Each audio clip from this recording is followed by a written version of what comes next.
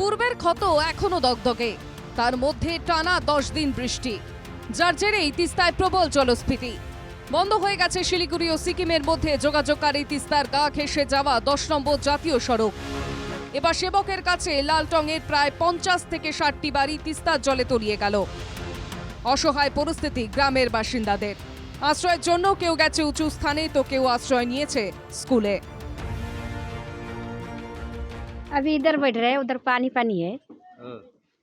घर तो पूरा पानी पानी हो गया है, अभी उधर जाने नहीं सकता है। घर में घर तोड़ के ले आया, आधा आधा उधर ही है। আমরা তো কেউ কেউ মানে নিজের নিজের আত্মীয় বাড়িতে গেছে, কেউ কেউ অফিসে গেছে, ফরেস্টের অফিসে। আমরা এদিকে আছি, ছোটো ছোটো মানে ইয়ে বানায় বসছি। আর গরুর আছে, মহিষ আছে, এগুলো দেখতে হয়, এই করে খাতে হয়। আমাদের চাকরি টাকরি কারণ নাই, এইসব সমস্যা আছে আমাদের। এইভাবে চলি, আর কি করা যায়।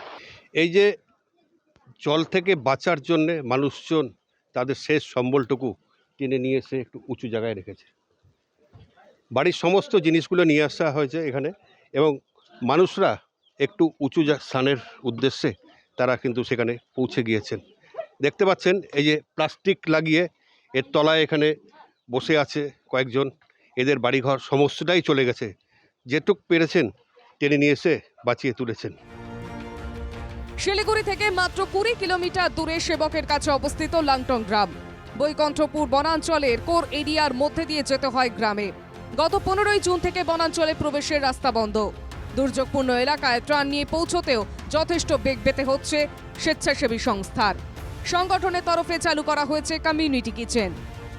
যেহেতু এটা ফরেস্ট ভিলেজ এবং ফরেস্টের কোড অফ কন্ডাক্টের জন্য আমরা স্থানীয় যে রেঞ্জার রয়েছেন মিলন রায়, তার সাথে যোগাযোগ করি এবং তার পারমিশন নিয়ে তিনি আমাদের বিট 8 মাইল বিটে একটা জায়গা করে দেয় এবং সেখান থেকে আমরা রান্না করা খাবার দুবেলা সেই আর্ত মানুষদের পরিষেবা দিচ্ছি।